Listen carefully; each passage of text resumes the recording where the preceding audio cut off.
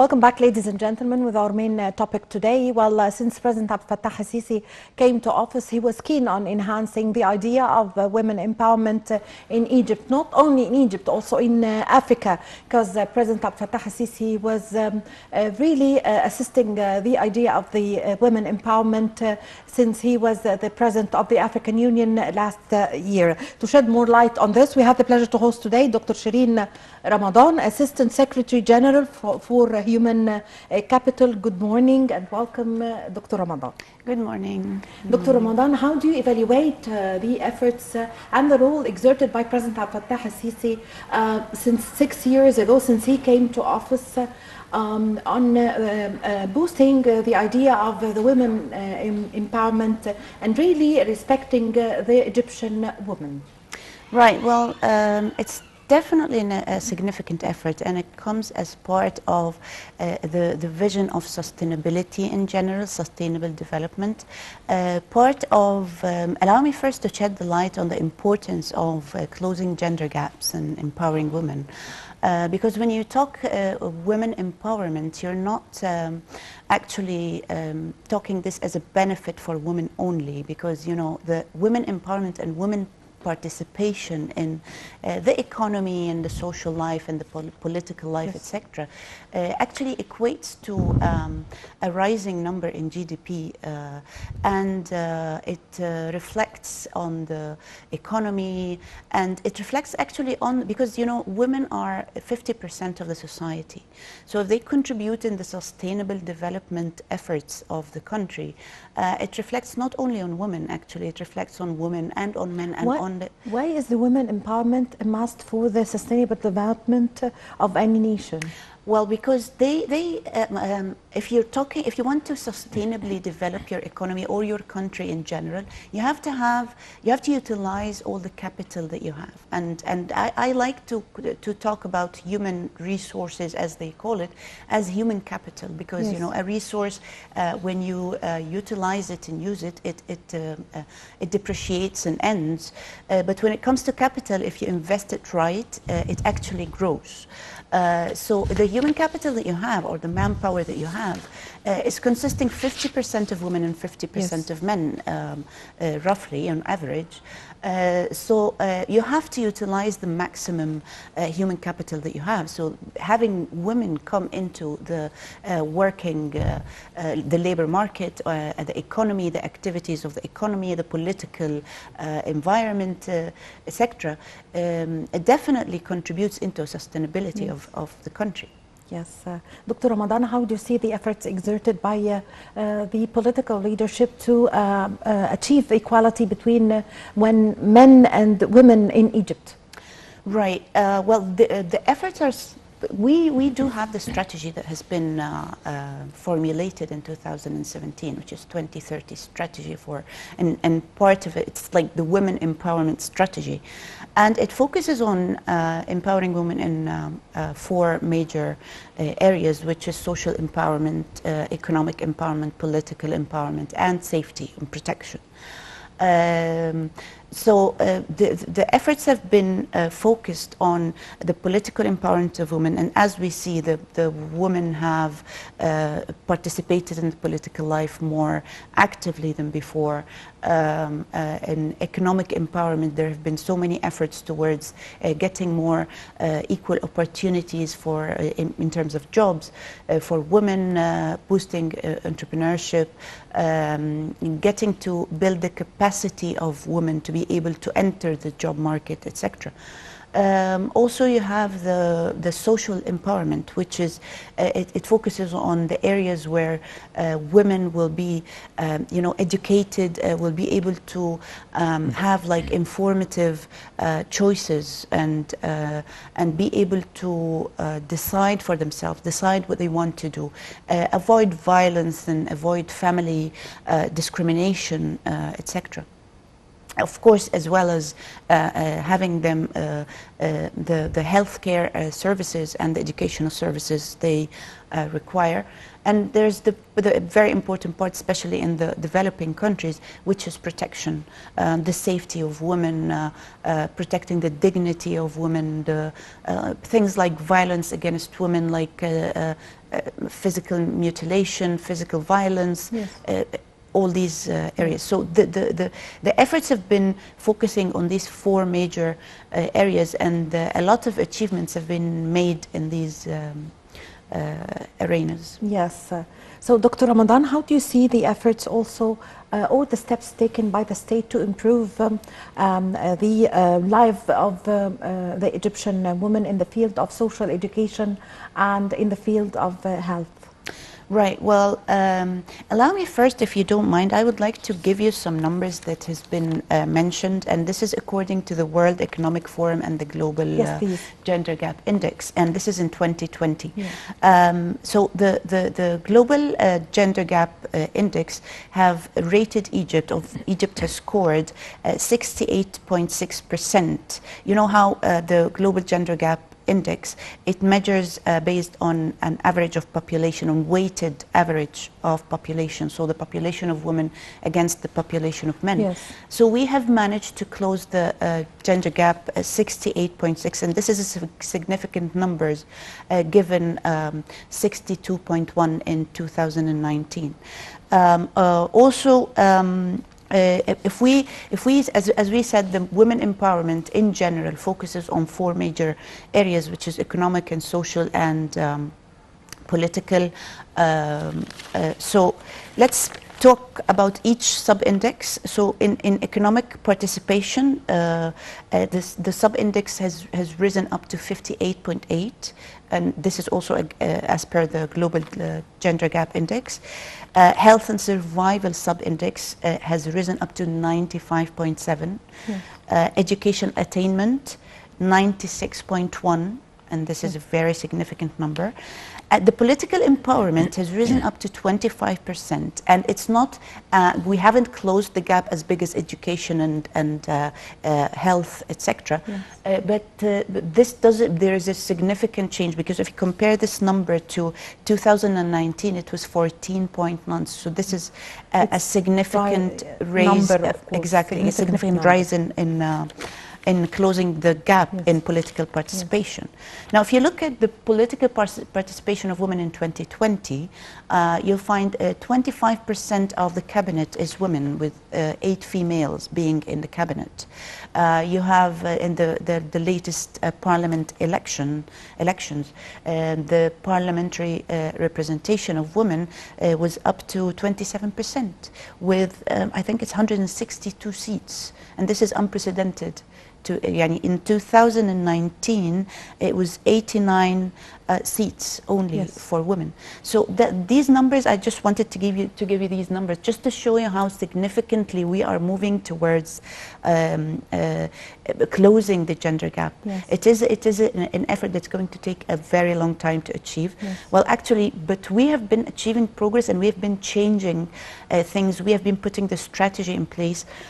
Because as per the World Bank, if we hadn't been making the changes we're making, it would have taken us around 240 something years to be able to close the gender gap between men and women. Yes, yes. So we would like to shed more light on the economic level. And also, you've just mentioned the parliament, and let me add here that the procedural session is going to take place tomorrow, and it's going to be headed by the oldest women and the members of the parliament, who is Mrs. Farida Al-Shubashi, the writer and the journalist, and of course the public figure and known by everybody in Egypt. And let me quote her, say her statements. She said that Egyptian women, as the political leadership has always been keen to support women and to send a message to the whole world of the high position of the Egyptian woman has in the Egyptian society. How do you see her words? Well, her words are very inspiring, actually. I mean, well, the Egyptian history when it comes to women is kind of fluctuating. Yes. I mean, women has had a significant role in Egyptian history, from being queens to being participating in revolutions, participating in actually in agriculture, etc. I mean, a big part of the rural areas yes. and in the countryside, you find women side by side with men, helping them in the lands, etc. So they are taking part, but the fluctuations happened with the changes of cultures and with the changes of the economical situation of the country in general. Yes. And the major problem, I mean, the government and the state is really heading towards closing the gender gap and empowering women, etc.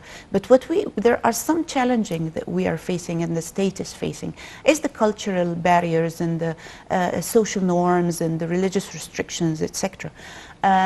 So they are trying to work in this bit by bit, and there are so many efforts have been done in this area. There are so many campaigns that have been specifically like door-to-door campaigns, actually, in rural areas, talking to women, finding what their problems are, what the challenges they're meeting. Other campaigns for awareness, campaigns to make people aware of the importance of women empowerment. And in fact, getting men participating in the issue is very important, because as we said, when you're talking equality, you're talking men and women side by side doing things together. Yes. So you have to make men understand that empowering women is not a challenge, is not something you will be threatened with.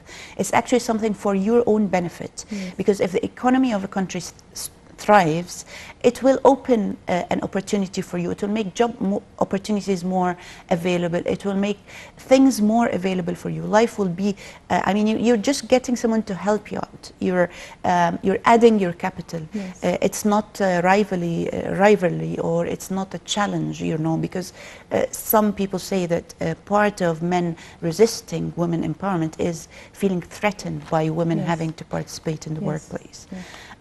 So this is one effort that is being done by the government. Of course, there are a lot of efforts, like in the economic empowerment, for example.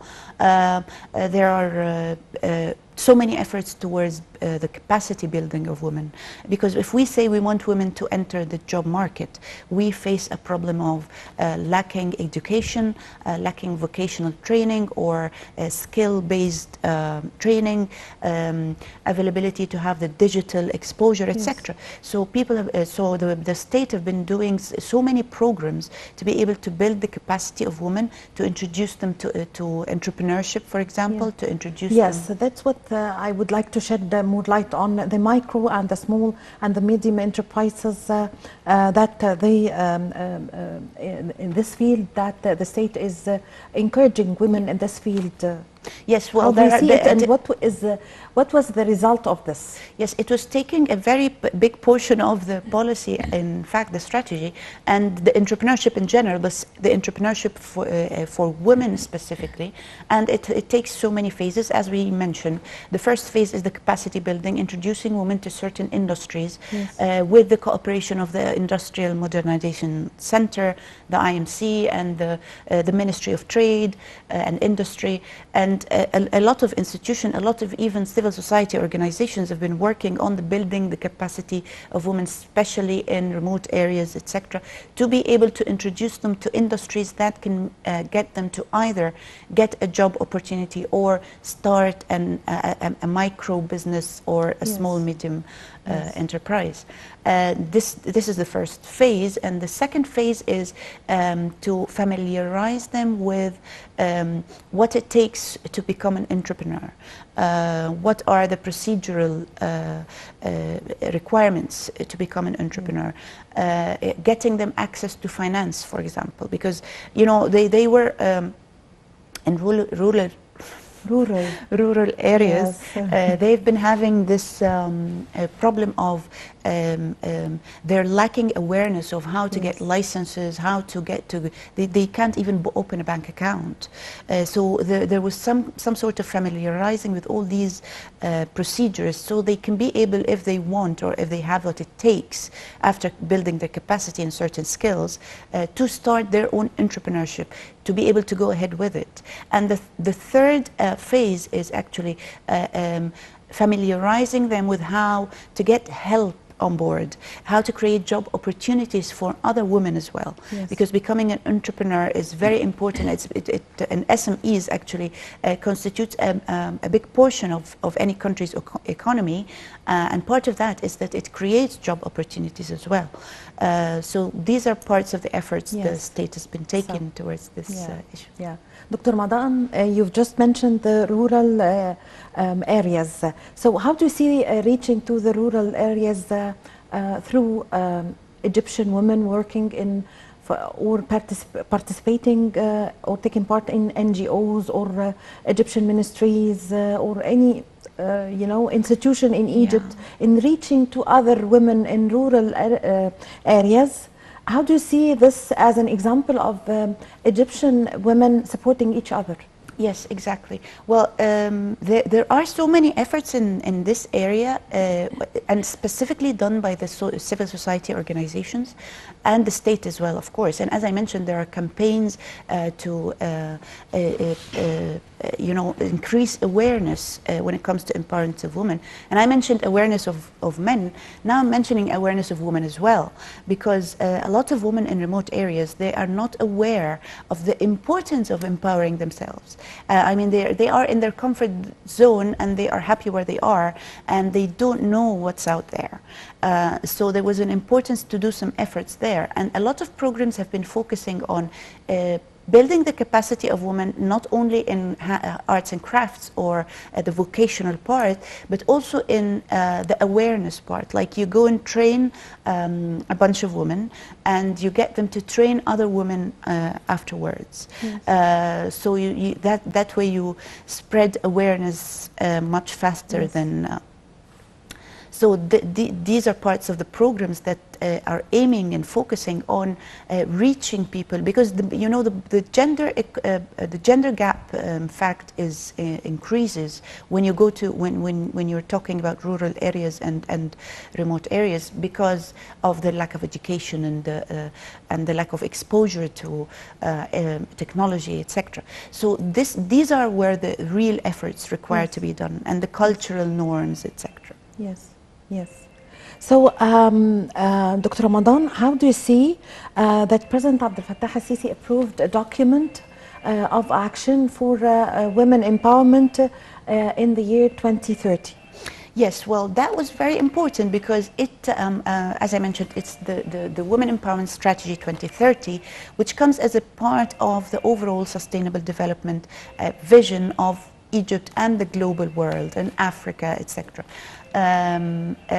The strategy, as I mentioned, focus on the 4 main pillars of empowering women.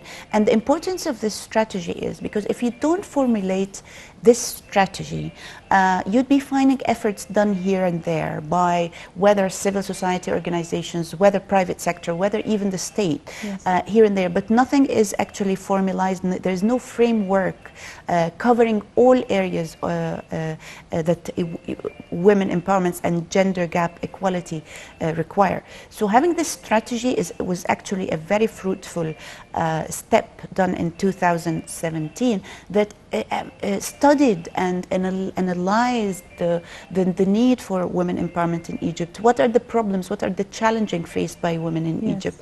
A lot of surveys have been done, a lot of data collection has been done. And then when the strategy was formulated, it was able to cover most of the areas that was very important to be able to empower women. Because, you know, I can come and go, let's take rural areas, for example. I can give education to women. Like I will, after a lot of efforts done to change the social norms, etc., convince people to send their girls and women to education. Yes. But after they get education, they're very reluctant to enter the workplace because of discrimination in pay, because of harassment, because of lack of transportation, lack of security, lack of safety, because of you know, a lot of things. But this is sport where you cannot do an effort in certain area and forget the other area. Also, you cannot expect unhealthy women, because the rate of women who are not having proper health, who used to not be having proper health care services, was rising, the maternity, death, etc. So you cannot expect from women who are not healthy and not properly taken care of to enter the job market and become productive members of society. Yes. So that's why the strategy was very important. It's covering, as I mentioned, the four major pillars for empowering women, which is economic empowerment, political empowerment, social empowerment, and protection. Yes. Yes. So we're running out of time, but actually I would like that you quickly describe we saw the Egyptian women in several situations, and one of the most important situations that we saw the Egyptian women participating in the elections, all the parliamentary elections, presidential elections. You know, we saw long queues of Egyptian women keen on casting their ballots. How do you see this picture? Yeah, well, this picture was very reflective of the fact that, as I mentioned before, women in Egypt have been participating behind the scenes anyways. You know, women have been side by side with men, supporting men. In fact, a lot of men, we have a very a high rate of women supporting the household financially and in all other areas. So women's roles were there, but it's not in the official declared way. Even in the economy, some of them, a lot of them were actually, some of them were working without pay, whether they're helping their husbands or doing work here and there. And a lot of women are actually entrepreneurs, especially in rural areas, but they did not enter the formal economy.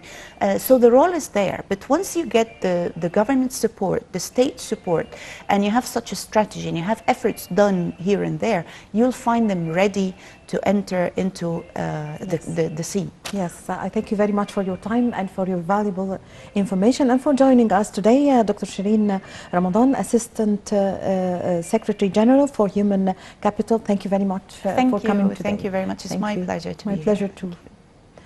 Thank you very much, ladies and gentlemen, for following me. I'm Amal Mukhtar. I leave you now with my colleague Nermeen Abdurrahman.